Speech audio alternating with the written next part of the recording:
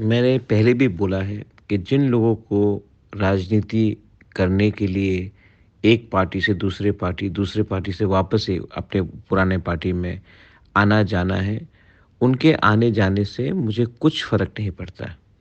मैंने पहले भी कहा है, अगर आप मेरा 1 लीडर लोगे तो मैं 10 लीडर को बनाऊँगा। अगर आप 10 लीडर को लोगे तो मैं 100 लीडर को बनाऊँगा।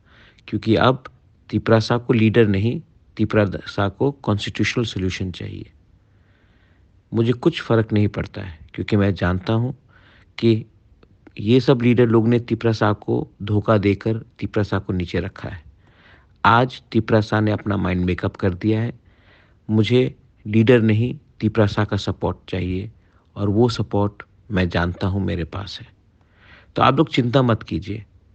एक लीडर गया है, 1000 सपोर्टर आएगा और मैंने पहले भी कहा है, आप 1 लीडर को लो, मैं 10 बनाऊँगा।